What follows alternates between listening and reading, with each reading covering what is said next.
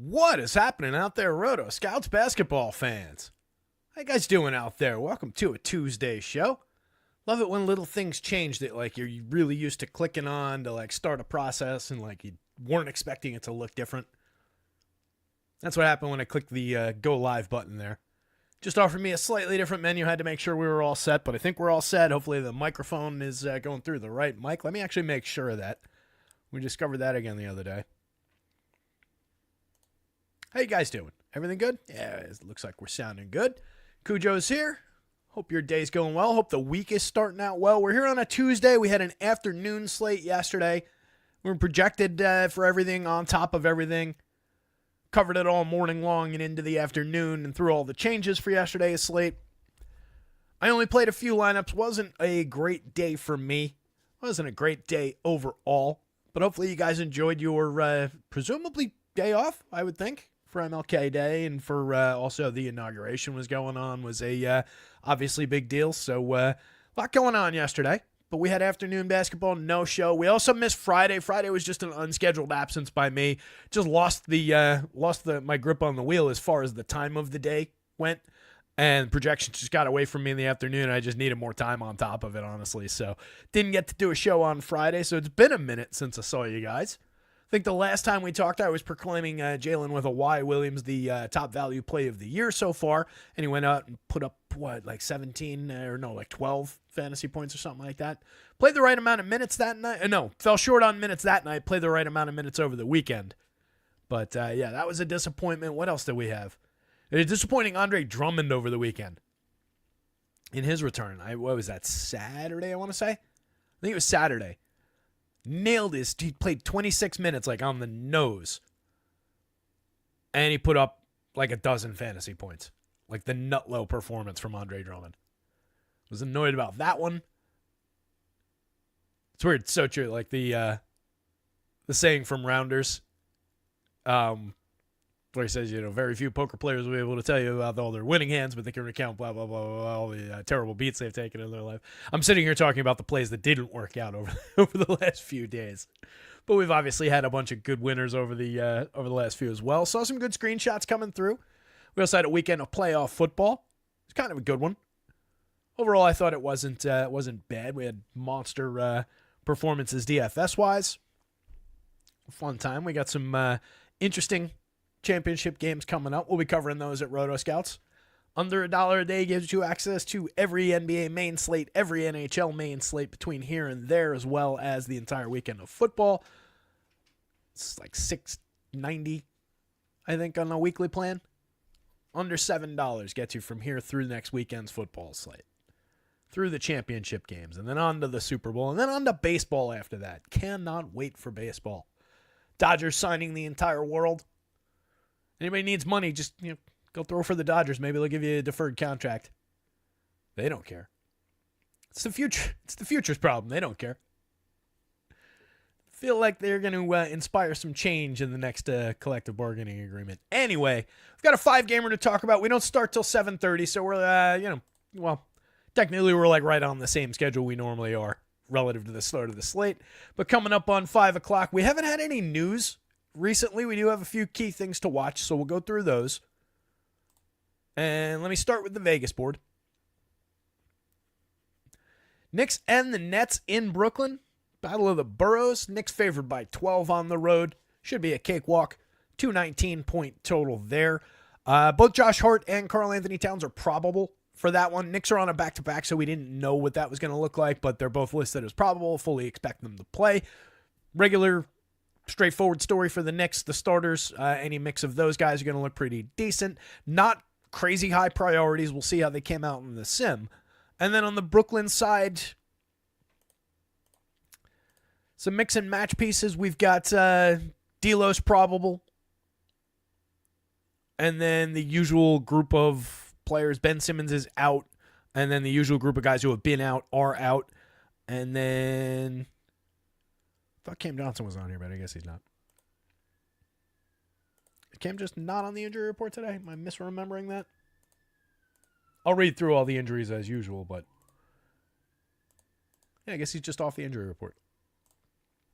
Anyway, Brooklyn looking to get waxed by the Knicks. Magic at the Raptors. Magic favored by just 1.5 on the road. Just a 212.5 point total there. Kind of an ugly game environment overall. Pieces and parts, I would suspect on both sides. I don't know what's going to come up really as a priority. We've got some pretty heavy ownership. Does look like we do have a big hunk of Scotty Barnes on both sites as I'm glancing at the board here. And then a few spots down, Anthony Black was coming up huge on FanDuel for 4,900. Not as much on DraftKings, but looking like a piece. Same with Grady Dick. So I guess we are going to have to talk through that one. Yeah, there's some significant exposures actually on the 5 game from this ugly game. Don't love that. Portland at Miami. Every game on the slate, by the way, except for that one, and maybe that's what's pushing it on the board a little bit, is that's the only competitive game. 1.5 between Orlando and Toronto. Portland, every other game is 10 points plus. This one, Portland at Miami. Miami's favored by 10 in a home game. This one's just a 219.5 point total. We do have Tyler Herro's questionable. Bam's available. Kevin Love's probable for whatever impact that has. Seeing a little bit of Khalil Ware. We'll talk about him. Nothing on FanDuel for him at 54, but at 42, he came up a decent amount. He got some run in there last couple games, so I've got him like mid-board as far as the minutes go, but at 4,200, that's coming up a little on the DraftKings slate. Outside of him, there's not really that much from that game coming up. Philly at Denver. Philly with a number of lingering question marks. Andre Drummond, Paul George, Yabusele, all questionable. Number of guys still out. Philly's a 10-point underdog on the road in Denver. 230.5 point total. Should see a ton of Jokic on both sites. We've got a ton of value already on the board and more to come. And then the end of the night, the Lakers favored by 13 against the terrible Wizards. That's a 228.5 point total. That's pushing a ton of AD, a ton of LeBron up the board. AD is currently questionable. If he doesn't play, that creates a ton more value that we don't necessarily need, but we'll want to have at the end of the night. If like a Jackson Hayes steps forward, it'll give us a ton of upside on LeBron beyond what we've already got. So definitely a spot to watch late. And then we'll see what comes up on the Wizards side. The probables for today, I mentioned a bunch of them, but Josh Hart's probable, Karl Anthony Towns, D'Angelo Russell, Bam Adebayo's available, Keshad Johnson's available, Kevin Love is probable, Jamal Murray, Peyton Watson both probable, LeBron James is also probable, Cole Anthony, Gary Harris, Jet Howard, Jonathan Isaac, all questionable. It's a big chunk of potential outs and changes around Orlando there. That's another spot we really got to keep an eye on.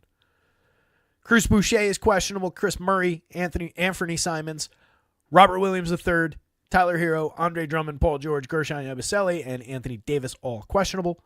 Outs, Mitch Robinson, Bojan Bogdanovic, Max Lewis, D'Anthony Melton, Ben Simmons, Cam Thomas, Trenton Watford, Zaire Williams. So that's your Nets. From Orlando, Goga Batadze, Jalen Suggs, Franz Wagner, and Mo Wagner continue to all be out. Ochai Agbaji. We take that one again. Ochai Agbaji, Emmanuel Quickley, Donovan Clingan, Matty Thybulle, Josh Richardson, Drew Smith, Joel Embiid, Kyle Lowry, Caleb Martin, Jared McLean, Vlaco Conqueror, Marvin Bagley, Sadiq Bey, Malcolm Brogdon, Jalen Hood-Schifino, Jared Vanderbilt, and Christian Wood all still out.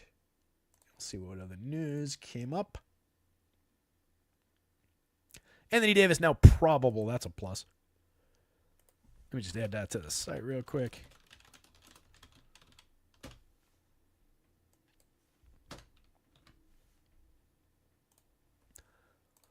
All right, cool. Thanks, Power. Yep, just saw that as I reloaded Twitter. Appreciate you, buddy. Welcome. I'm a loser till I win the millies here. I'm still a loser, he said. Keep me posted, pal. One of these days, we're going to change that. Aloysius, what's going on? Andy? OMG Lols? Good to see everybody. Good to see all the folks who have not said hi in the chat as well. Hit the like. Hit subscribe if you've never been here before. Check out rotoscouts.com. The Sims run over at AceMind. We have the same slate on both sites today as far as the games that are available. So we're sorted by DraftKings. You can see we've got a monster piece of Julian Strother on the DraftKings slate. He's coming up at 54% exposure in our top 150. He's popular on the ownership projections that went through this sim, but I suspect he might be more popular elsewhere. I think they've got him under projected. He's played 26 minutes in 4 out of their last 5 games. He plays at like a 0.75 rate, 0.74 for the season so far. I think I've got him at 0.75 today. It's a favorable game environment. I see no reason why he wouldn't continue to play those minutes. He's 3,300. He's coming up as a major piece of value. You don't necessarily need to push him in that many lineups. I don't know that it's not that fragile a play. And he's capable of giving you a kind of a clunker or just being right around that medium projection. For example, in 26 minutes the other night, 17.1 FanDuel points. That's not going to get you where you need to be even for 3,300. You don't need much more, but you need more than that. He's capable, though, of getting you, into the 20s, and low mid 20s is going to be perfectly fine for 33 on this slate. So he's one of the building blocks that accesses Jokic, who's coming up in crazy shares on DraftKings. Having Jokic, again, nearly 50% in your pocket anytime you can come away from a slate with that much Jokic, you got to be happy about it. He's playing the season at 1.80. Got him a little bit higher than that in an incredibly favorable environment. All we need is the minutes. They're typically secure. I've only got him at 34, though. It's a little bit below his average, and he's still looking that good. He's still coming up. So if he happens to play the 2.5 additional minutes that he typically plays, forget it. He's going to be ridiculous today. So you're going to want a ton of Jokic. He's coming up at 25% on the FanDuel slate. So we've got room for a lot of value, but we're getting to a different distribution of some of those guys on FanDuel. So really interesting top of the board. As usual on DK, actually, we've got a little bit more spread through here, I'd say. For a 5-gamer, that's not a bad distribution of double-digit shares all the way down to there across all the positions. Because we don't have like the 75, 80%er values right now. We'll see what happens. Let's cut some positions. We'll go to guards. So it is pretty stark at guard. But the good news is we've at least got a pretty capable Scotty Barnes in that mix. Nearly 40% of Scotty up toward the top of the board. He's a 1.25 per minute player for the season. It is a decent, grindy, good Orlando team, but they're still missing a number of their key pieces. I pulled up the wrong side of that game. I meant to pull up the Toronto side.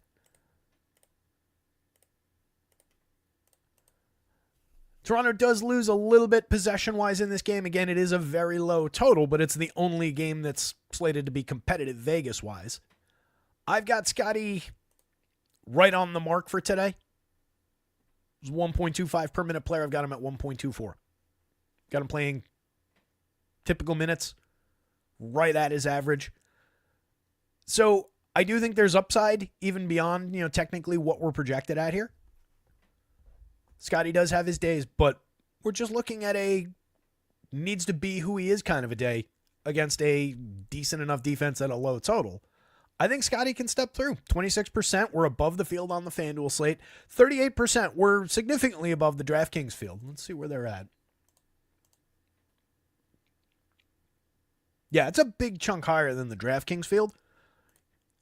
That's another spot that you don't necessarily need to pursue to that degree, but it is looking like a very strong spot at 8,500. That's significantly cheaper than he is on FanDuel.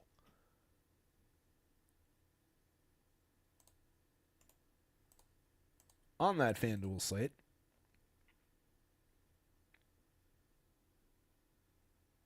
let's see. I wonder if the impact there that... Okay. That's low relative ownership on FanDuel, too. It's weird. This 26 is playing against a single-digit ownership. I feel like that ought to be more like that. Just a weird allocation of that. What I will point out is with Scotty, we are short of the value score that we're typically looking for, but we don't have a ton of guys. I mean, we've got one guy above 5 among guards on FanDuel, and that's Anthony Black. We've got 2 guys above 5.5 on DraftKings, which is what we're looking for, and that's Anthony Black and Julian Strother. So we're kind of allowing for some of that in around the edges, and it doesn't really matter that we're not reaching that threshold. These guys here, though, are technically better values, so it depends on what you're looking to buy at other positions, and you do have relatively decent options, including one guy who's over the threshold, Anthony Black, 4,900, point guard and shooting guard eligible on FanDuel, coming up at 62%. I get that. 5.01 on the value scale. He's playing at 0.83 per minute. He's playing plenty of minutes. He's another guy who's played those 28 minutes in a handful of their most recent games.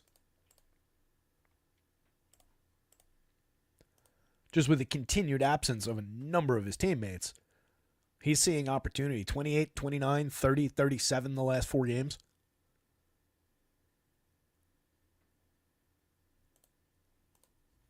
So I think we're going right back to that spot. He's a huge piece on the FanDuel slate. That is our highest owned FanDuel guy at 62% exposure in the top 150. And that's a pretty significant step up over the field. On DraftKings, 32%. We're level with the field on DraftKings. Field's there at 4,400. He's 500 more expensive, but you get the multi-position on FanDuel. But I think in the raw sense, he's actually less. Yes, he's only the fifth most popular guy on the Magic on FanDuel in these projections.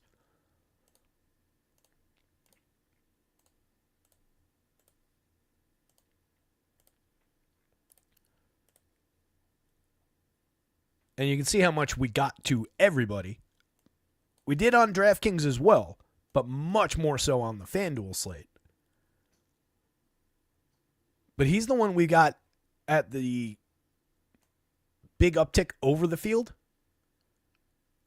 And he's owned, but we are essentially 3x at that 62%. We're on DraftKings again. We're half the raw ownership and we're level with the field. KCP, we are below the field at 24. He's got about 10, 12 percentage points on top of that. Wendell Carter, same story.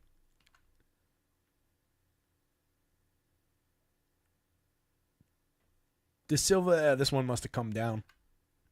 De Silva is now lower than that number. We were level with the field. Now we're a little bit above the field. Maybe that's reflected in that green.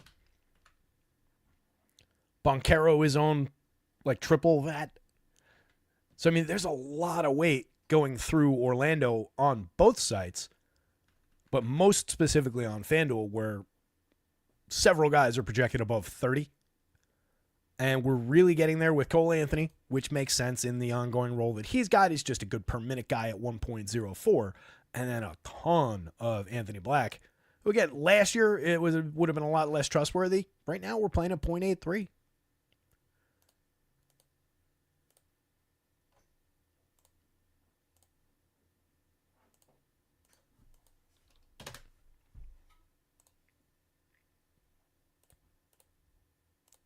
Quiet in chat so far today. Bunch of people here.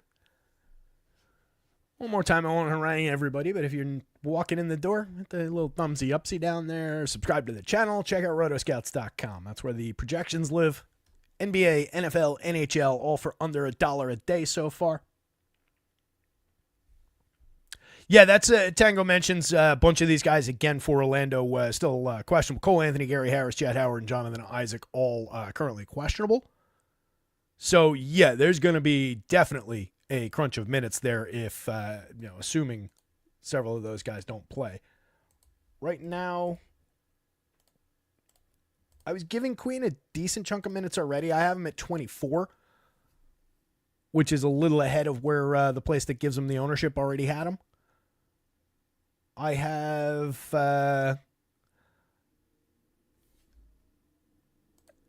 technically, I never put Gary Harris back in. He's questionable. Let me actually look at what the...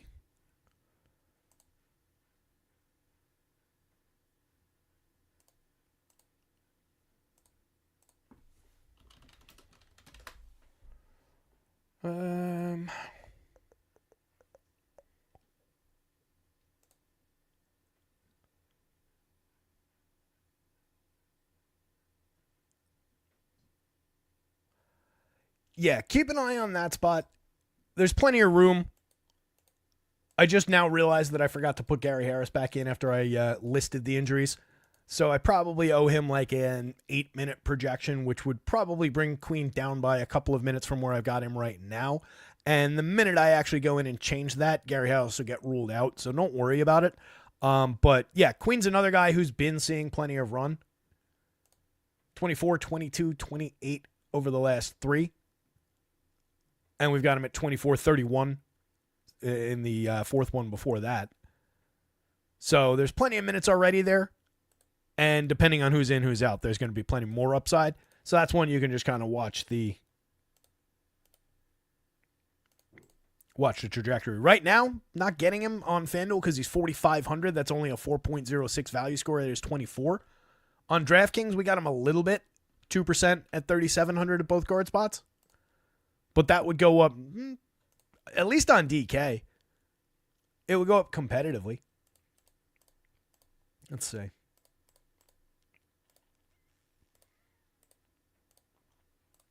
Welcome to the Traveling Queen Deep Dive. I've got him. I could give him another like quarter of a point, I guess.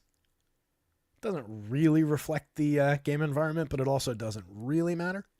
That would be, you would be talking about 2 to 5% maybe, and that's just happenstance difference. But yeah, as things change around him, definitely a fluid situation in Orlando. Spot to watch.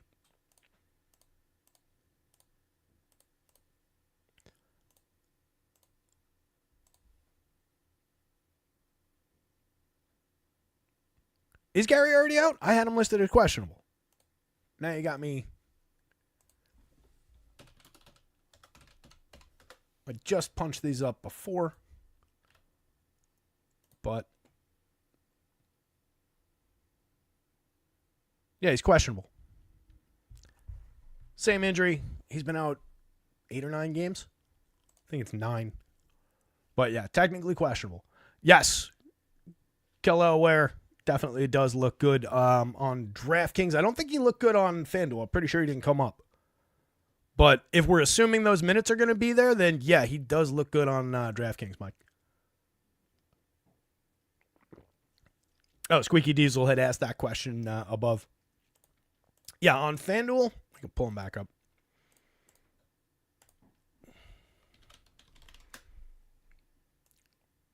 We got no shares because he's 5,400. So I think we can just do better at center on FanDuel. On DraftKings, he's 42, and he's power forward center. He came up 30% of the time on DraftKings. So it's really, Squeak Diesel, it's really just a DraftKings play. He's just inappropriately priced for whatever the potential looks like on FanDuel.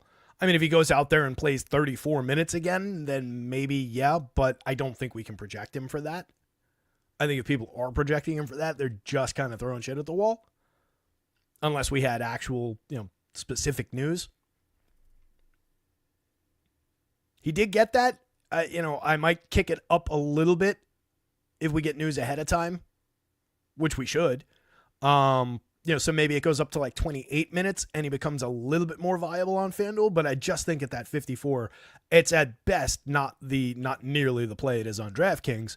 And on DraftKings, the public's just kind of there. We got him 30%, but we're a little bit behind the field. That is 5.5. It's above our value threshold, so it looks great over there in 24 minutes. If we go up to like 28 minutes or something in that territory, it's going to be an absolute smash. And for every additional minute that he plays beyond what we can conceivably project for him, unless, again, absent specific news, then, every minute he's out there goes up significantly. Okay. Underdog's quoting Gary Harris as saying he's unlikely to play. All right, good. Then I won't put him back in. Saves time. So that's the current state that we've got on the Magic. Okay. I missed that one earlier. That was around noon. Yeah, I did the hockey projections first and started in around the 2 o'clock updates, I think. So I just missed that tweet. But they do have, technically he is questionable. But he's not in the projection, so it does not matter. I thought that he was out when I did the first cut of projections, and then when I went back to type all the injuries in there, I noticed that he was on the questionable list, but that's why I hadn't gotten back to putting him in. I went and did the Sims instead. All right. And back into guards, we're like 2 players down this list. D'Lo, nobody's idea of a good time. He is probable to play this game. The Knicks, not great on defense. D'Lo is mediocre overall, but 1.02 fantasy points per minute for 5,800 at either guard spot is at worst going to be functional in this spot.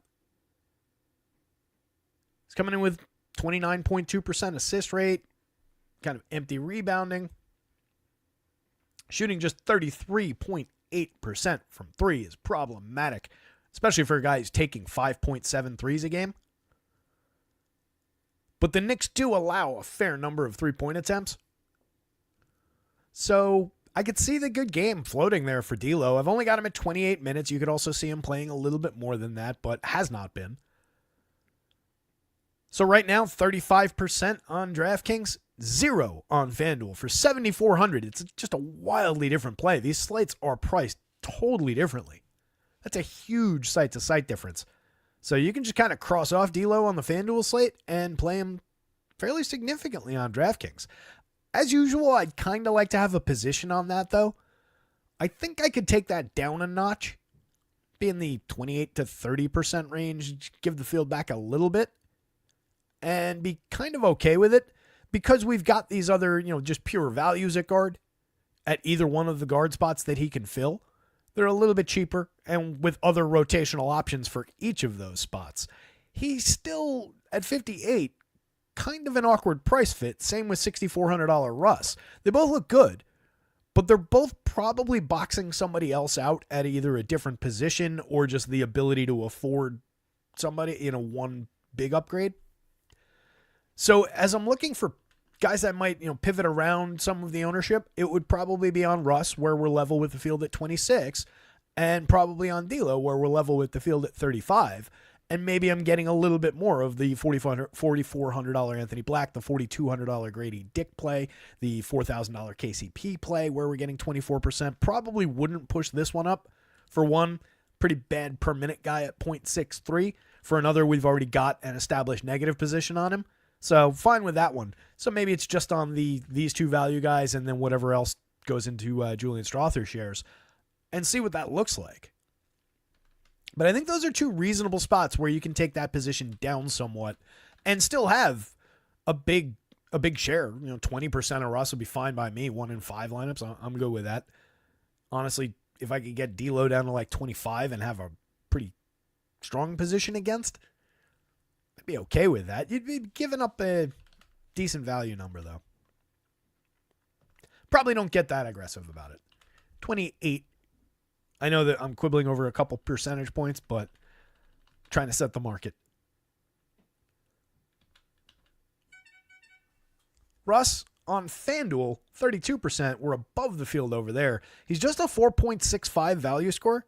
Again, typically we're looking for 5, but we only have the 1. We only have Anthony Black, and he's not even, at 5.01, he's our best value option of the day. But 4,900, it's not like that's, an absolute, I don't know what that text is. It's not like that's an absolutely smash spot of a value in a vacuum, DFS wise. So I do think you can move some of these pieces around. Some of the competitively priced, the Grady Dicks of the world, Russ at a higher price. If he's boxing out some of those values, and he's probably not, they're probably just going side by side. But it depends on what that's costing you at other spots. But given the position we've already got on Russ and just kind of the general lack of value on the FanDuel slate at guard, I do think pushing that position on Russ could be interesting. 35%, kick it up a little bit further beyond the field. So just different kinds of plays across sides. KCP, we're below the field on FanDuel even more significantly than we are on DraftKings at the exact same raw number, which makes sense. 4.70, we're a little bit further off than the 5.16 is. He's a better value for 4,000 shooting guard only on DraftKings. 44, not really hitting the board that hard on FanDuel. That said, we do have him in 1 in 4 lineups on the 5-game slate. My issue with KCP is the same as it always is. He's a 0.65, 0.66 player, 0.63 on DraftKings. Low usage guy, can accrue fantasy stats from time to time. Plays plenty of minutes, but typically we're looking at low 20s fantasy output. And that's just barely on the fringes of like the bottom edge of where you would want him to get to for that money. So I don't love the KCP play, but any shares that he comes up in I think are fine. And again, keep in mind that is a very low total game, but that's also the game that's projected to be the most competitive on the night. Everything else is a 10-point plus spread. This is a weird slate. Given those metrics, and then given the timing, 3 7:30s and then 2 games after 10 o'clock. Those of us who have to sit around, well, at least there'll be a nice little dinner break in there for a couple minutes. We'll be here all night covering it, though. Hopefully you guys will be on top of your late swaps. Always around for questions in the Discord. If you guys didn't jump in the Discord previously, let me drop that in here. Pulling the chat back up now so I can talk to anybody who's asking questions.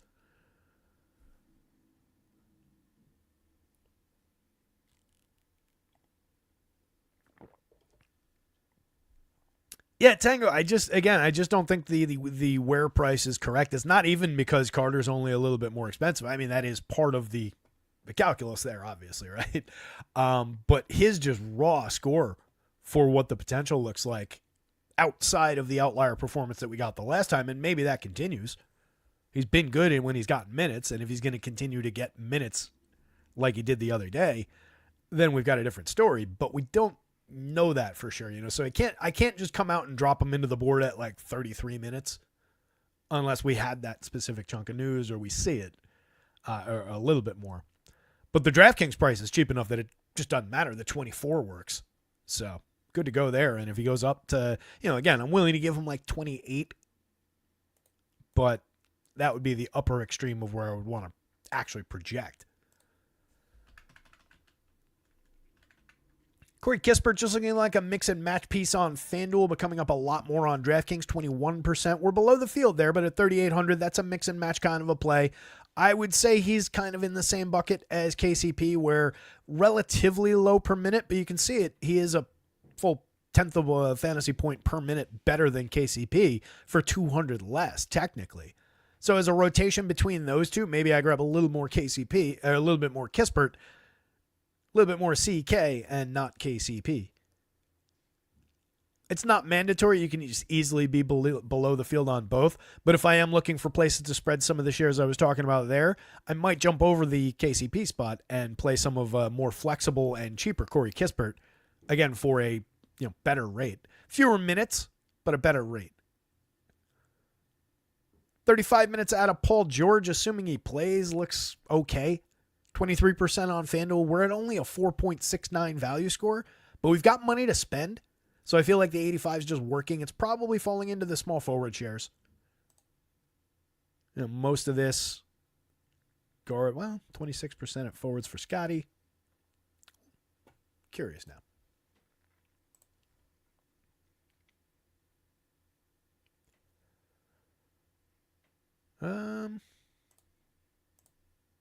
Well, that's weird. He's in that big a share of the top 150, but okay, there's one.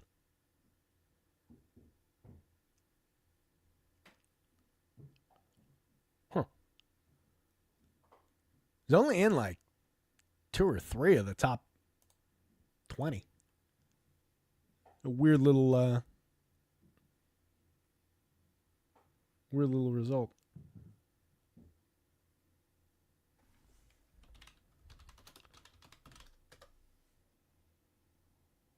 Wow, yeah. So, interestingly, Paul George, who is in, again, 23% of our top 150 on FanDuel, in the top 20, and this is a super small sample, and if you reran it, it could be totally different results. He's only in 5% of the top, is that 20 or 25? Top 20. In the top 88.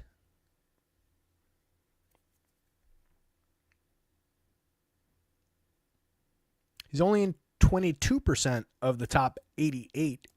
So essentially in the top half of our best 150 lineups. Yeah, that's about where he was, 23. But it seems like he gains a little bit of ground as some of those lineups are showing worse results, which is just a little bit of an anomaly. On DraftKings for 81, we only got him 15% of the time. He's a 5.07 value play over there.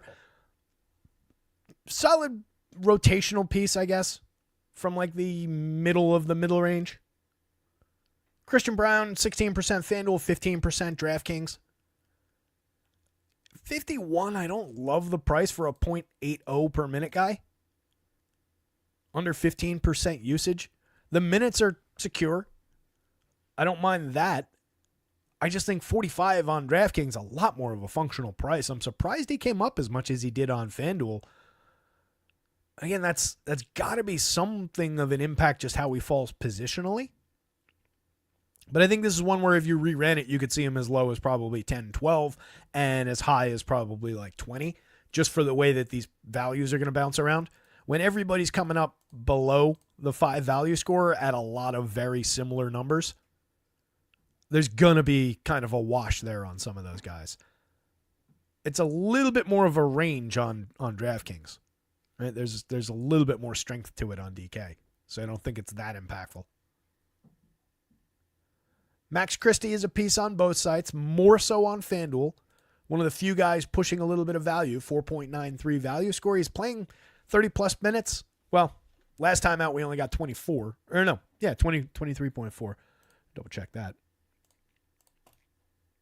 He was playing minutes. Did I miss? Yeah, 33, 37, 31. Last time out, just 23. What was the impact there? I didn't catch that.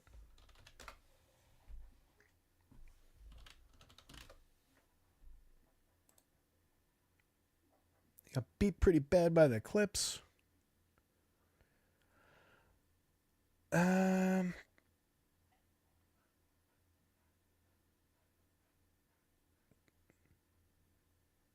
he just come out of this game? It looks like he came out of the game midway through the third, or a little ways into the third, and just didn't come back.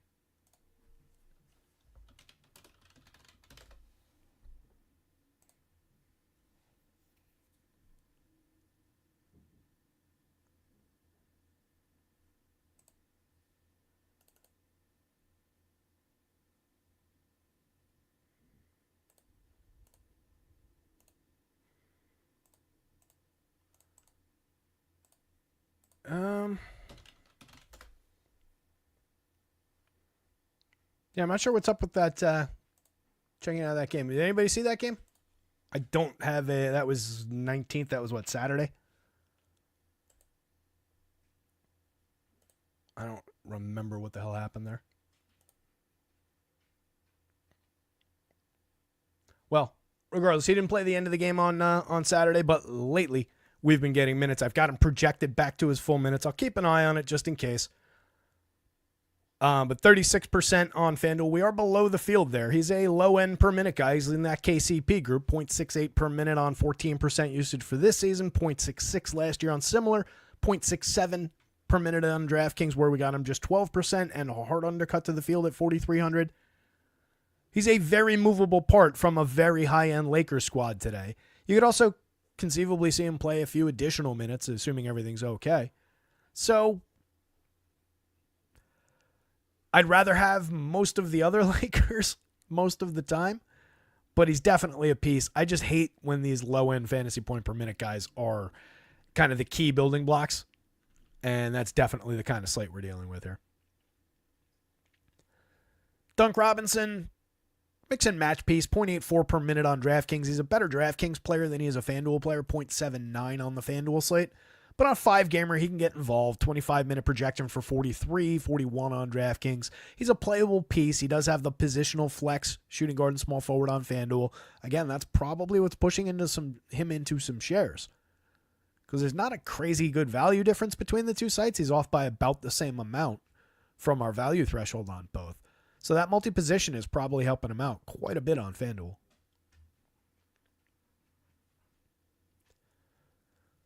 Bub, 13% on FanDuel, 10% on DraftKings. I could give more of that back to the field, honestly. It's not like the Lakers are going to be super competitive on defense either, but they're going to crush this Washington team. Bub's not that good. He's not that good per minute wise. He doesn't see a ton of usage. The assist rate at just 18.9%.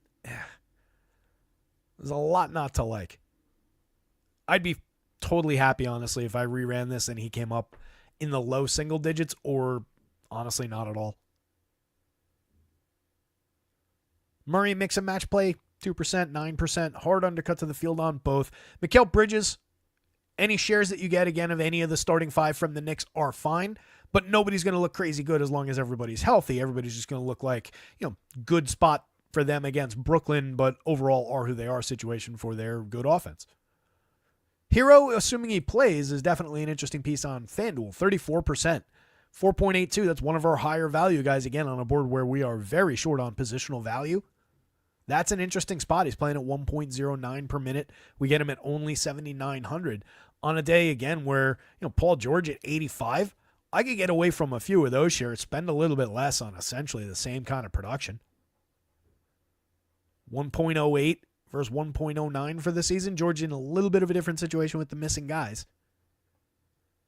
But I have nothing against making that pivot. It just looks like the field's there.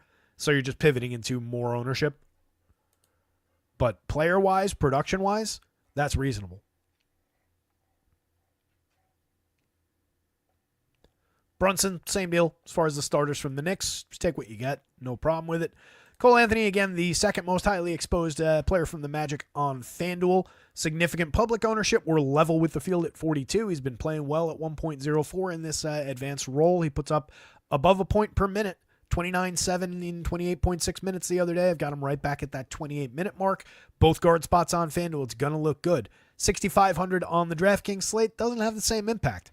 We've got more value going through guard on DraftKings for one, so probably just getting boxed out of some of those shares.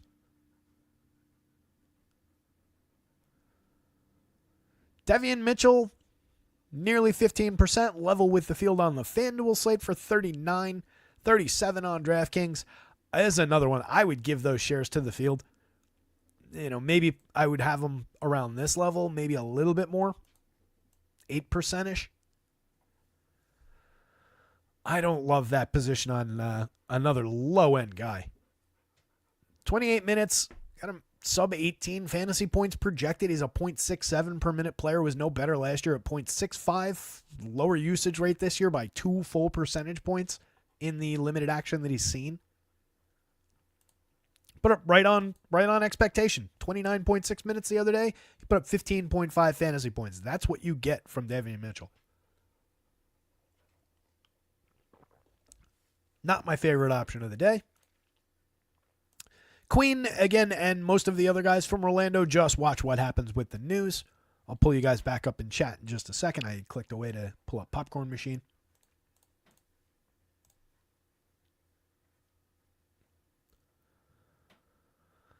Damani Kamara now questionable. Great. That's what we needed.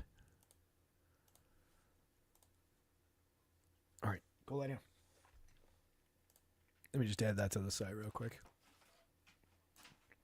Appreciate the heads up. Yeah, Kamara questionable. It's Wednesday and no other news. All right.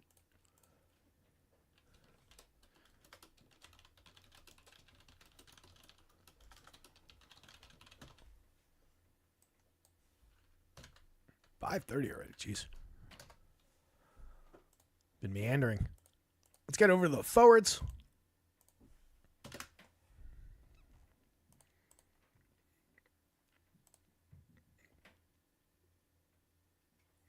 So, Strother's still at the top of the board because he's got forward eligibility, shooting guard, and small forward on the DraftKings slate, small forward only on FanDuel. Again, just playing plenty of minutes. I've got him right on the number where he's been playing. He's averaged 25. He played 25.9 the other day, put up just a 17.1, capable of disappointing. Not a whole hell of a lot beyond the limited KCP types that we've talked about, but a little bit more productive than that. giving us a little bit more in terms of the median for a little bit less salary on DraftKings for one thing at 33. Just looking like the crucial value of the day over there. On FanDuel, though, not really a problem. 3,900 bounces him out of range as far as the value goes.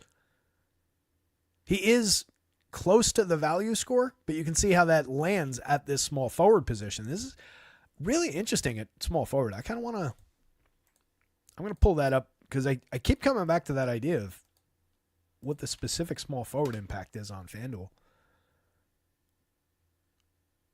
We're getting a ton of LeBron, but he's got power forward. Is there anybody who's small forward only that's coming up? No. Everybody basically has multi-position except for Corey Kispert and Julian Strawther, neither of whom are hitting all that hard. So maybe it's just a big mishmash of everybody having multi-position that makes it look like it's going to be a more important position than it actually is. That's weird. Because that value at 4.85, you would think that plays just fine given the general lack of big high-end values on FanDuel, but it's not.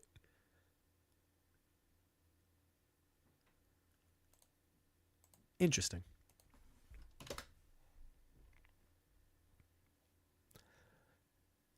And maybe it's just because there's money to spend at the forward spot, but that doesn't really track because there wasn't a ton of value at guard, and we're spending on Jokic at center.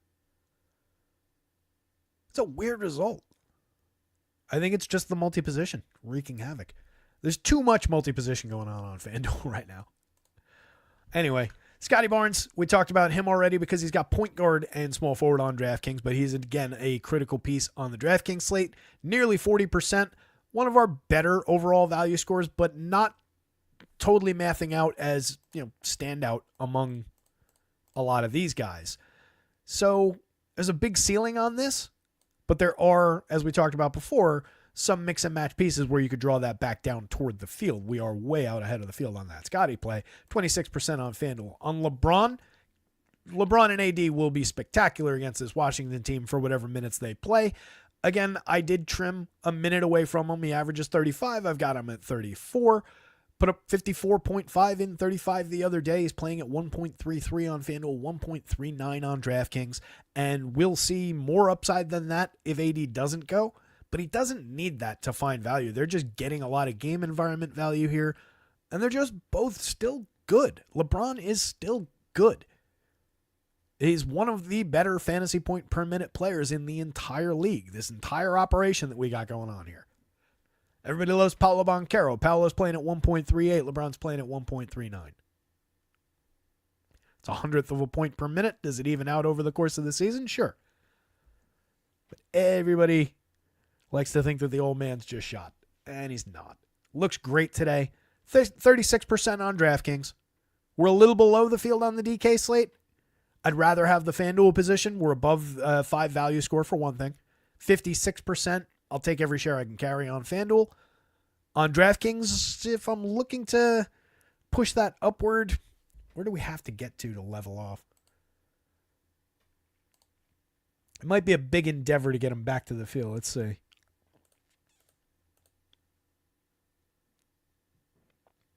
Gonna need about 8 to 10 percentage points just to level him with the field.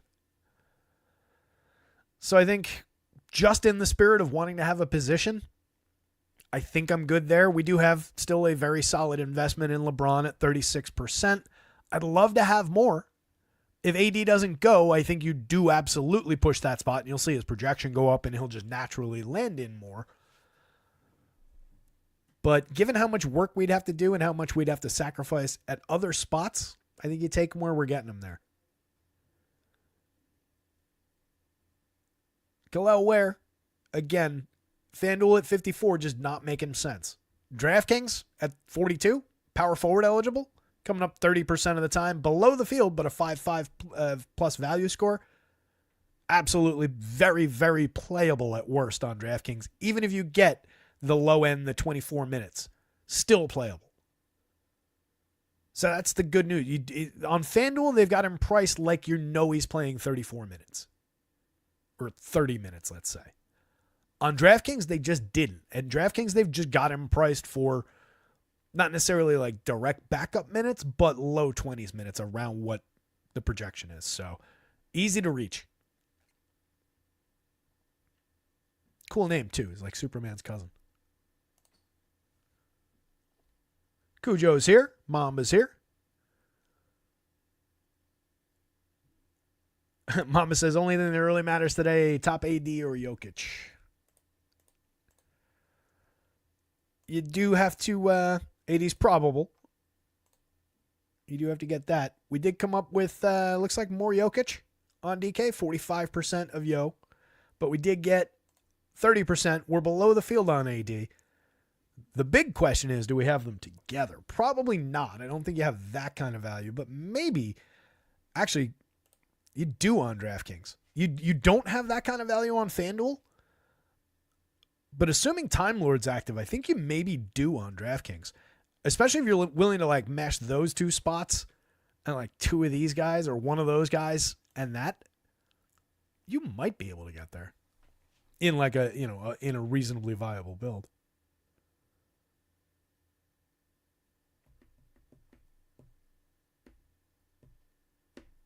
It's got to be close. There's several like AD, Cat, LeBron, Cat,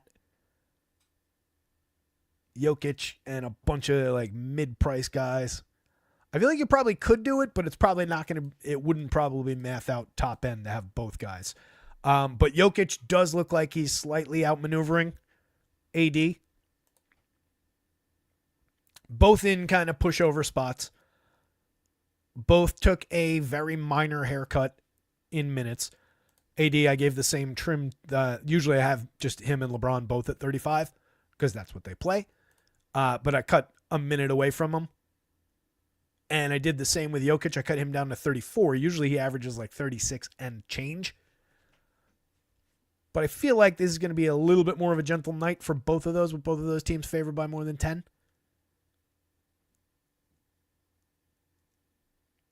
It's very close.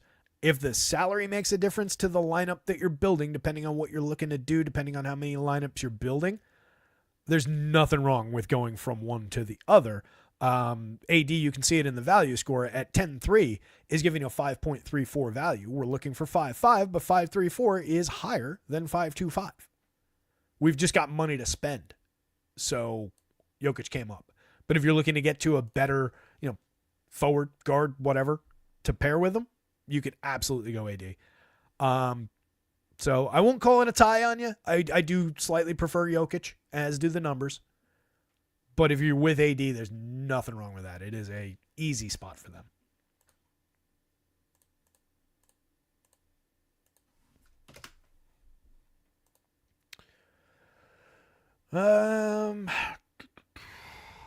Kuzma, Sar coming up a little bit on the other side of that Lakers game. Kispert coming up a little bit on the other side of that game. I don't love any one of those players. I don't know that I would want to line up with more than one of those three players in it. But any one of those three guys, more specifically on DraftKings, is easily playable.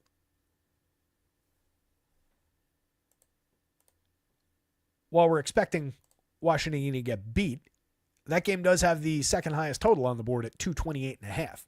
Both the late games, the games that AD and Jokic are playing in, are by far the highest total games on the slate. Looking at the board I had earlier, 231 and 228.5. I closed the Pinnacle board that I was reading, but somewhere still in that range. So every other game is below 220. So definitely good reason to consider at least a couple of the guys from the Wiz. You're going to want them, obviously, to at least keep this game competitive for 3 quarters so that you're getting through most of the Lakers value that you need. And they're fairly priced on DraftKings. $6,000 for Kuzma is all right. He's a 0.95 per minute player. He could be cheaper. Then we would just be stuck with more Kyle Kuzma. I'll let the field have whatever the difference is there. I do like the negative position on Kuzma. Exact same exposure to Sar, who's giving us 5,500, a little bit better of a value score. Power forward and center eligibility. Would be right around the same number, probably a little bit higher. He's a 1.03 versus 0.95 player to Kuzma. He's just projected for 2 lighter minutes. But given the same minutes, he would be slightly more interesting. If you're deciding between the two, I slightly prefer the cheaper Sarr. And I think that's the way to angle it. Kispert, right in that same mix, 21%. We're below the field there. The sim knows. We want to be below on every one of these three guys and not have them all together. And I think that's probably the result that we got. I wouldn't go necessarily chase if I had two of them, a Kispert and a Sarr. I wouldn't necessarily chase them out of the lineups, but I might look for alternatives because we do have a abundance of alternatives. George, we've talked about. Christian Brown, we talked about briefly. Again, 15%, but yet another player coming out of the most highly totaled game of the day, that game in Denver. Played 35-6 of essentially 1.0 in their last game. Averages about 33. I've only got him at 30. Again, a little bit of a kick down in minutes up at the top end.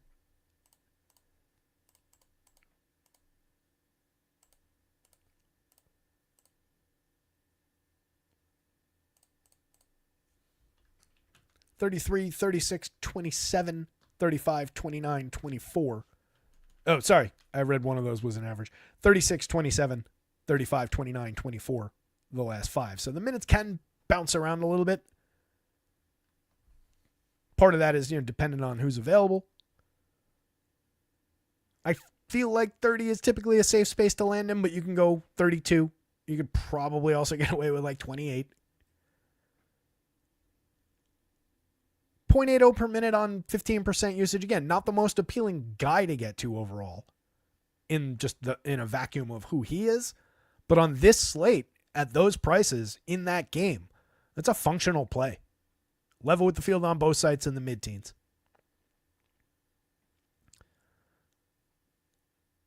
Koulibaly, massive piece on FanDuel, 47%. One of our few 5 value scores right on the nose. 5,500 small forward and shooting guard eligible. He's a $5,400 small forward only on DraftKings and a lot less relevant. 5.04, we're not at the value threshold on the DK slate. 12.67% exposure below the field. It's when you can maybe find some room to give back more of those shares in exchange for a few guys that are cheaper at those other spots and help you buy your way from, AD to Jokic or from somebody to LeBron, so on and so forth. Not that worried about giving those shares back, but that is a very significant FanDuel piece. 0.82 per minute. One of the higher usage guys at 17% among the group of moderate fantasy point producers that we're talking about for value today. He's not a 0.67 KCP guy. He's not a 0.72 whoever that was. He's not 0.70 Corey Kispert. 0.66 Tristan Da Silva right above him. It's been a little bit better than that. No reason to believe the Lakers are going to do all that much to stop whatever Washington's going to throw at them. Again, that is the second highest total on the slate. So taking pieces from the Washington side, I get it. And honestly, if I'm above the field, I don't know that I want 47%. If I can sacrifice a little and remain above the field while also being below the field on those guys, I kind of like that as a Washington spot. Where's the public on that one? Yeah, they're right there. You can. If you took 10, 12 points off of that, you'd probably be about in range with where I think the public will land on it. Like, I think this is a little light where they've got him.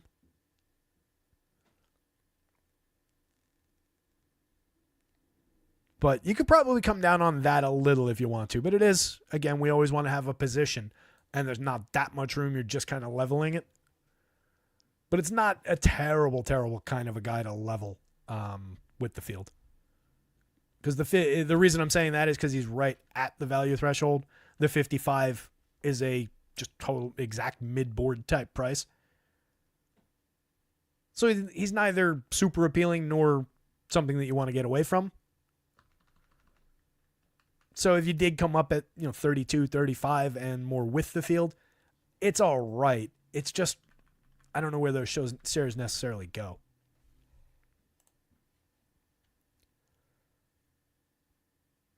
Christy, we've talked about. Paulo, I've got it 30 minutes. Played 29 and a half in the last game. I feel like 30 is right there. 10% on DraftKings below the field at 8,600. He's a spectacular per minute option. But I think until the full minutes are there, we're not really getting him where he's priced. 8,800 just doesn't really work right. 13% below the field. We did get him because it's only a 5-game slate. And he does have just raw upside. He's above a 40 in terms of just raw projection. So he's going to come up.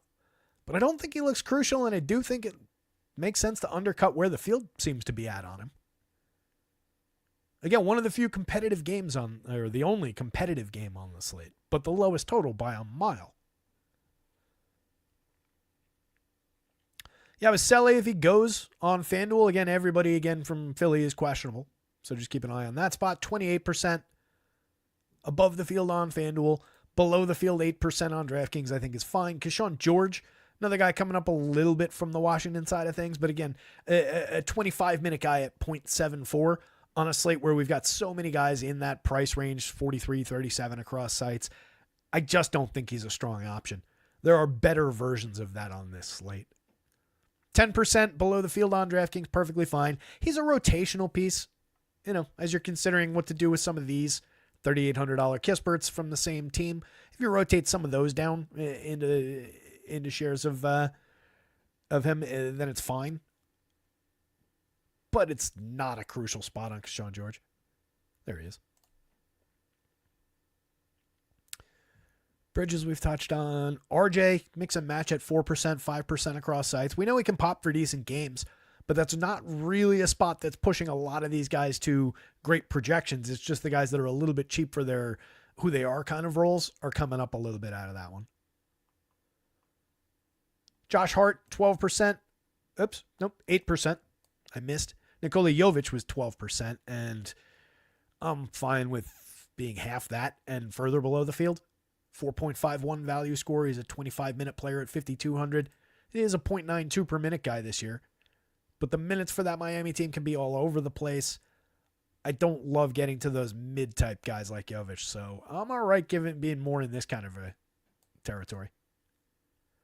But Hart, there's upside there on any given slate. 8% on FanDuel. We're a little light from the field. But as I've been saying, any of these Knicks, anybody from the starting five. Outside of that, you don't want anybody unless there's a change in the starting five.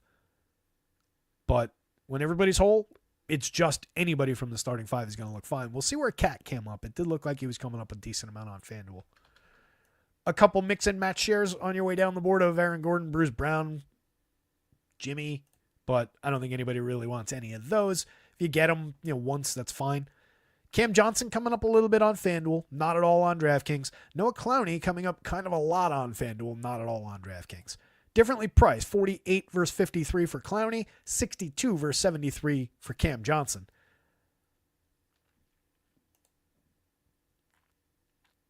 I don't love it. I think those are probably your two of your more appealing nets against a gettable Knicks defense. But on a slate with this many options for just a 5-gamer, if I get stuck with Noah Clowney shares, I'm really not going to be that happy about that. 0.76 per minute on average usage. He's a 0.85 guy last year. Doesn't do anything particularly well.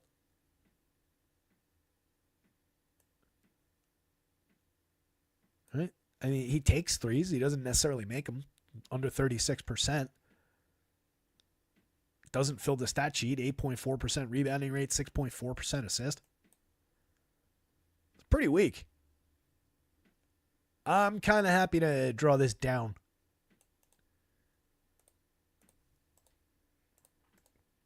I don't want to get stuck on Clowney, which is only coming up on FanDuel too long here, but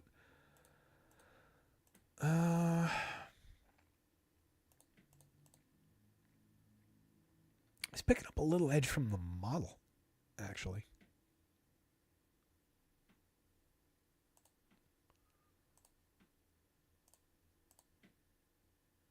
Bear with me. We're essentially like 2x in that number. I might draw that down a little bit. He might be up a little bit high.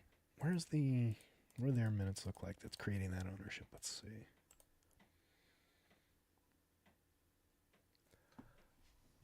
That's weird.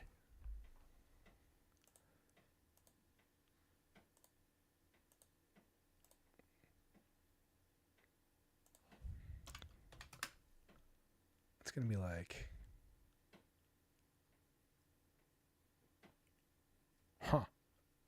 They got him.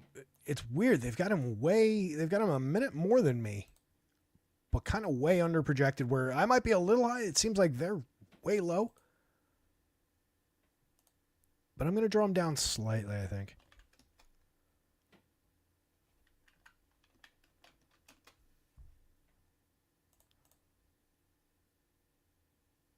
That might be better. Yeah, I'm gonna flag him here so I remember to go back to it and give it more thought before I update in the post-show numbers.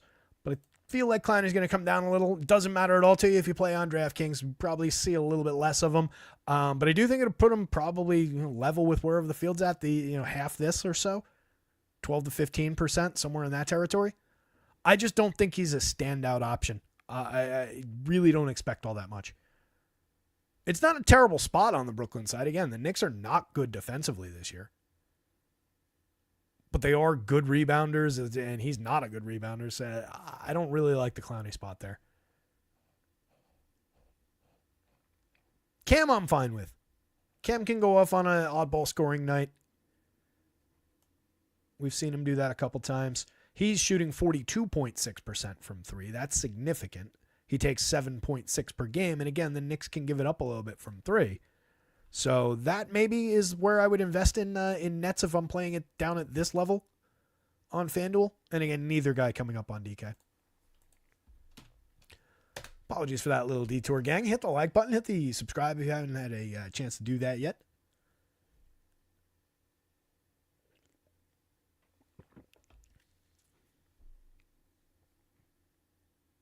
$534 higher than $525. Got it. Yep. Complex things sometimes on this show. Jokic, top of the board. AD, second. Karl Anthony Towns, third. Not a bad mix of center options on the DraftKings slate. And then you get to Kel'el Ware, who at 4,200 comes up probably just alongside of any of those guys at either power forward or util. Tons of upside. Tons of salary. I would suspect that you could easily get, I saw that AD and Karl Anthony Towns are coming up side by side. And then if you're building Kel'el Ware into that equation, you can still get the Scotty Barneses or probably LeBron, I would think might fit into that. Given where LeBron's priced at, you can get another upside player in that mix is my point. You can still put two of the centers side by side while also getting Kel'el. What you can't do is work Robert Williams into that mix. He's showing a massive value score at just 18 minutes in the backup role. He is questionable to play. Still questionable, right? Yeah. But if you get him at the flat min price, there's value there. He's a 1.11 per minute player. They do have the do-up Wreaths and so on of the world that could step into a couple of additional minutes. He might play 16, not 18. Every moment counts. So if you go under on minutes, you fall short pretty quickly. But the good news is you do have a little bit of padding at such a cheap price. If he was like 33, it wouldn't be this impactful. And we're only getting him 26% of the time. It's not like he's a 90% owned guy. But we are ahead of the field, and that does look like a very interesting value spot. You need like 22, 23 out of him. Easily doable. Sar, mix and match player. 2% on FanDuel, not interested. 19% on DraftKings is a little bit more interesting. But again, we are below the field there. We talked about him during the forward spot. Jakob Pearl at 16%. We're below the field. 5.3 value score, though, is definitely playable. Again, another day where on a day we're light on value everywhere, we're getting most of it among the center eligible players. It's just a Good day for big men. You get them on a wide mix of prices, too. I mean, there's a lot to work with here. Pirtle's easily playable at 62. Wendell Carter is easily playable at 59. He's coming up at 16% in our sim. It's a 5.20 value score. That's below the field, but if you push that up a little bit, or if you told me that he plucked a winning lineup with Wendell Carter in it out of that 16% share, I would have no questions about it. Yeah, it makes a ton of sense. A 0.93 per minute player, 0.95 on FanDuel, 59 on FanDuel, both sites. That's a very functional mid-30s average minutes player. He put up 51-1 in their last game. He's a monster. Speaking of monster performances, how about Danny Gafford yesterday afternoon? Holy hell. What did he have, 62 or 67? Crazy high-end day. Cujo got snow in East Texas. I didn't realize it was snowing in East Texas. Hopefully everything went well. I know that in places like East Texas or in like Georgia, where I lived when I was a tiny little toddler, when you get a quarter inch of snow, you guys shut down the highway and people starve to death in their cars and stuff. So hope everything went well. I don't mean to make light. I know that's more like when there's 2 inches of snow. We find that amusing. But not when people die, obviously. But the fact that like highways shut down for an inch of snow is a little bit much. Especially when everybody drives like pickups and stuff. Come on. No questions in chat. Nothing going on. It is a light day as far as anything else to talk about. But we've been going at 6 o'clock. We've been going a little bit here. Only 5 games. We're basically through it. We've talked Noah Clowney on FanDuel. He's coming up as an outlier across sites as I look at the bottom of the board here. We've talked Nikola Jovic. Not a big fan, but you can take a few shares. Ayton's coming up. I've got him at 30. If Time Lord's out, maybe he plays 32, 33 instead of 30, instead of a flat 30, just to get to clean up the minutes. But again, they do have the Wreaths and the Jabaris of the world. So I don't see him getting to critical mass as far as value goes. He is a 5 value on FanDuel, though. Again, just everything comes through the big men today. On a slate like on FanDuel, where we were so short on 5 values at the other positions. We've got 3 superstars pushing close to 5. Wendell Carter above. Ayton at 5. Bam just below at 4.89. Falling off the mark a little bit, admittedly. Dayron, who we haven't even mentioned, at 5.32. There's a lot to work with among the bigs. It's unfortunate you can only play, for the most part, one of these guys on FanDuel. I know we've got a bunch of forwards here, but you get me. Cujo says, no, we're good, but crazy to see snow in Houston and the coast. Yeah, that is, I was down in that area beginning of last year for a wedding, as I think I told you guys at the time. But yeah, I can't really imagine that. Where do the armadillos go when it snows?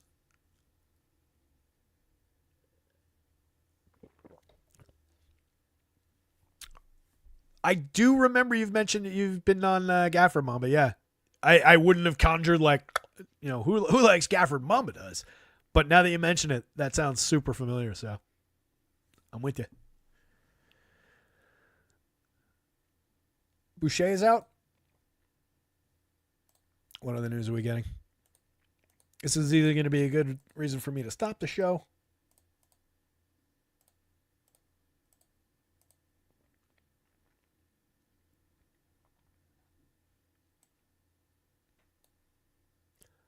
Wednesday. Chris Boucher out with an illness. D'Lo is available. That's all Wednesday, and Damani is still questionable. So I had 16 on Boucher, but they've got that kind of collection of dudes in that mid-range as far as those minutes go that are all just interchangeable parts with a little bit of size.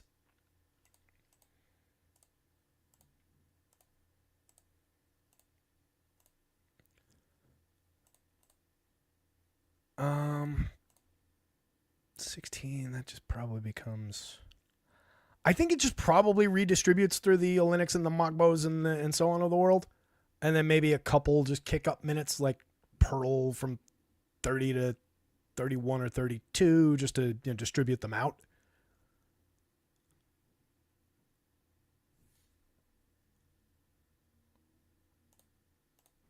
I wasn't like favoring one of that mix over the others before.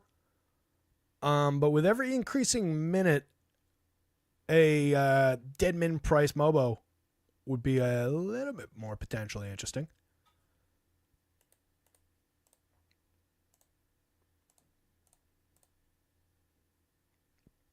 He was not on the board before, but in his limited run, 16-ish minutes a night over 36 minutes, but has played more impactful minutes in a few spots.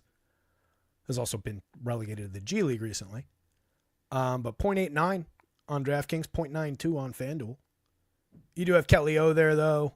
You got options among the sizable guys. So probably just a reallocation of some of that.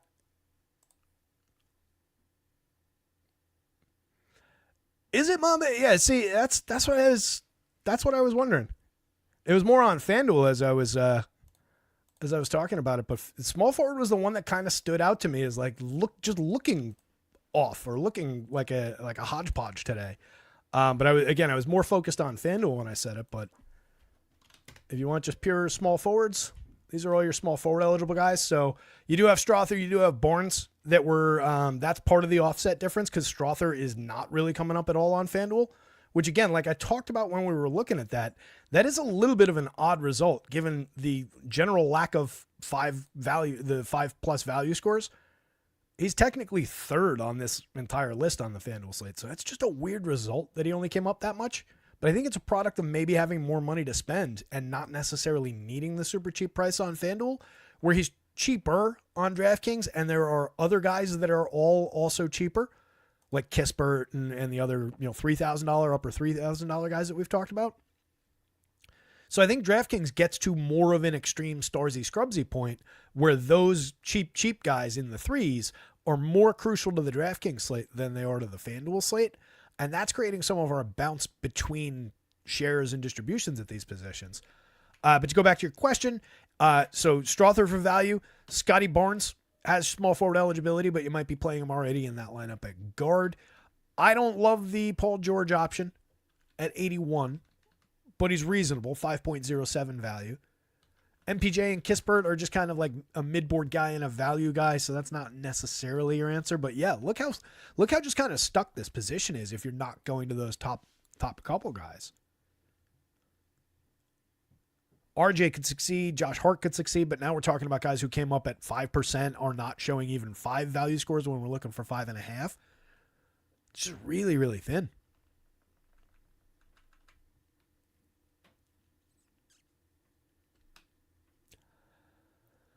I think the answer is Scotty Barnes. If we're talking about like from among the good potential slate breaker, types. Not that I'm saying Scotty's a potential slate breaker today. I think he just looks like an is who he is spot from the lowest total game of the day against a good defensive opponent.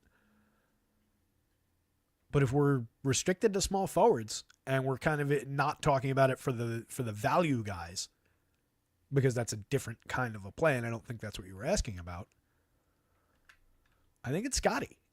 If you're just looking to fill the spot, I think you can plug Strother in there perfectly happily and go about your business and build a killer lineup. Like, that's what the sim is most specifically advising. Like, say you've got everything else filled out except for small forward and util. Which of these two guys should you put in there? I would put Strother in the small forward spot and then spend my money at util. Assuming you've got like 14 grand or 11. What would be those two guys? That would be 11.8 for those two. So let's say you've got exactly that to spend. You go this way. You don't restrict yourself. Or let's say you've got 12.5. Put Strother in the forward spot, the small forward spot, and then look at what else fits in util. And if it just relegates you to like Scotty at 85 and leaving money on the table looks like my best option at util, well, then unwind that decision, put Scotty at the small forward, and go back to the util and see which of the value guys. Maybe you get a little bit of uptick in quality from doing it just the other way around, if that makes sense. Time Lord and Anthony Simons both in. All right, so Time Lord's going to be on that DK board for sure then. He's the min price. Again, the minutes do have a little bit of fragility, just like he does. But as the direct backup, that's going to work. There he is. I was looking down in this territory. I forgot it wasn't sorted by minutes. So, top exposed player by a mile on DraftKings. We actually got a few mix and match shares of Simons, Ayton, a couple shares of Shaden Sharp, 1 share of Scoot on FanDuel. Everybody not named Scoot, I would take. If I got that Scoot lineup, I might go look at it. Not wild about that one. But Time Lord non-critical on FanDuel because he's $4,900. This is another guy. That's a $1,900 price difference from site to site. DraftKings has him at the min. I don't know if they're doing this intentionally or if they're just not paying attention to some of these dudes. But especially among the bigs, they are slow to change some of these prices.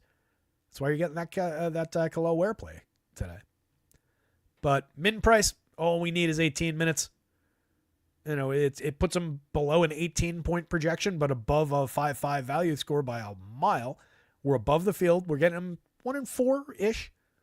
A little bit above 1 and 4 lineups. I think you can press that down a little bit more and build a bigger position on it. 1.11 per minute this year on DraftKings. 1.20. He is a better per minute guy on FanDuel. There's plenty to work with there. I don't want to oversell it again because it's not like a 80% dead min price guy. We're talking about 18 minutes, but that's definitely hitting the board a little. But don't let me oversell it on you. What else we got? Momentary is coming through as the wordsmith. Hodgepodge is definitely what it looks like. It's Mo Farms. Yeah, it really is. Muganack, anyone like Peyton Watson on FanDuel? I don't remember saying his name. Nope, gonna go with no. 4,200. I've only got him at 20 minutes. Is there any reason to think that I'm not on the ball on the minutes there? 12, 18, 23, 27, 33, the last 5. That's including with, let's see, what else? Again, with Jokic out. Didn't really see an uptick from that. That was Jokic and Gordon were out, and he didn't really see. He played 23. And then since they've been back, he's been playing mid-teens. Yeah, I think we're just back into this, 20 could honestly be on the high side. Is there anybody I'm forgetting that would be out that's creating that?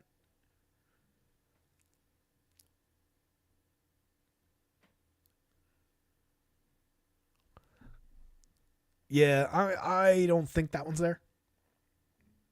He's technically probable. That might have been what was tickling my brain. Jamal Murray is also probable. So yeah, assuming we're back kind of in like mid-teens to 20-ish minutes, or into the lower mid-20s, I don't think we're there. Mom says, thanks for the breakdown. Definitely makes sense and is the path to the win today. Let's hope so, man.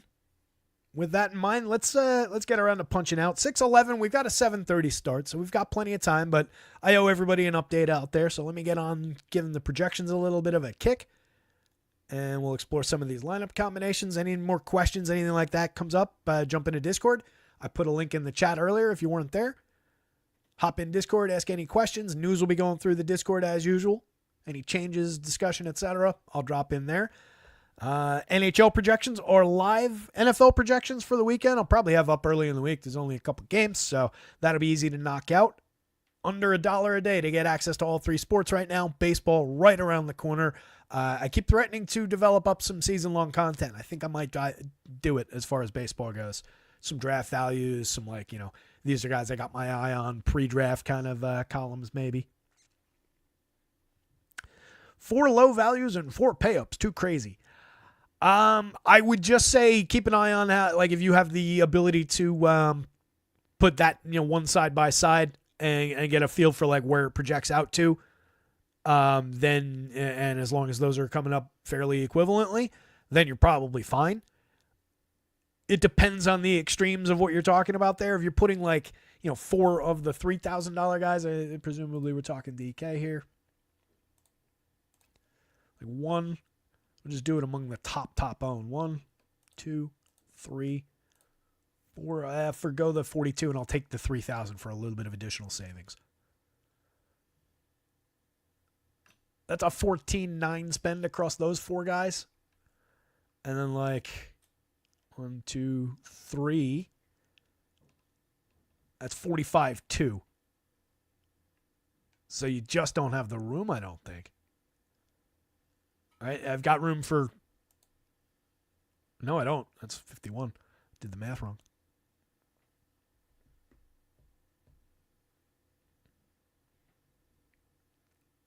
So you go... Yeah, I don't think that is necessarily the correct approach, because now you're talking about a...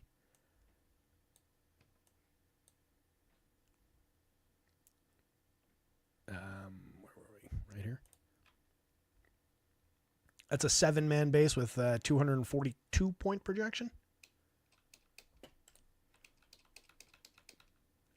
Really depends. But the way I would gauge that, as I was saying, way to lodge it is, see if you can do it like I was just doing it even. Just take those guys, put the total there, and then build another one and check the totals and make the other one a little bit more, back toward the median lineup. Or if you just have the ability to use an optimizer or something and bang out the optimal, just compare it to whatever the optimal is. Black, Gordon, Strother, Time Lord, AD, LeBron, Brunson, and Pirtle.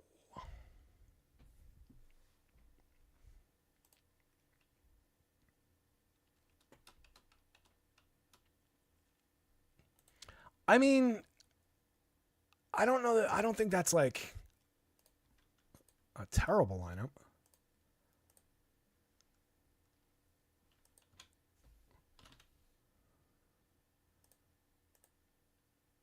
That's not the right way to do that. I'm going to not sit here and click all those guys together. That's going to take us too long. So I think you maybe it's not like you've made bad choices in the changes that you made there. Right? Brunson's fine, but he was coming up, lighter than a lot of the other options on the board. He's down in like this territory. Yeah. So Brunson's down here.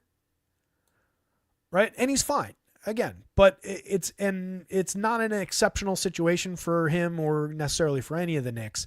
And we're getting him a little bit light to the field and in the single digits. So there's multiple things compounding why that's not necessarily the best guy you can choose in that mix. And as I like to try and illustrate, and maybe I know you've been here before, but maybe you haven't heard me say this, where I tend to try and make those moves and where the value in making those moves is if you're getting from some of these guys, just for the sake of stepping away from a popular guy, do it to this next tier of guys, right? Like call it from the 30 to the 15 here, where they're still coming up, where they're still showing some of the critical value scores of the day. Those are the guys you want to pivot into. You want to make small moves, right? So pivoting multiple shares into guys that are, more in this territory, good as Jalen Brunson is in a vacuum, and I'm a Knicks fan. I love Jalen Brunson. And I'm not saying that lineup can't win. I'm not saying that he's not a good player or not even somebody capable of bending this slate. He is. But these are the spots you really want to be rotating those into, especially when we're talking about multiple pieces. If you're doing it on one share in one lineup to drop down there and grab Jalen in exchange for one of these guys, then sure, fine. But if we're doing multiple to offset a lineup, and just to illustrate it one last time, for the people who've heard me say it a million times and the people who've never heard me say it before, chalk is good. Ownership is good. The field is super sharp these days because of these tools that are at everybody's disposal. So when you see guys who are owned crazy high, not necessarily in this column, but in just public ownership, and they will be owned highly in this column. Highly owned public guys are the guys you want overall.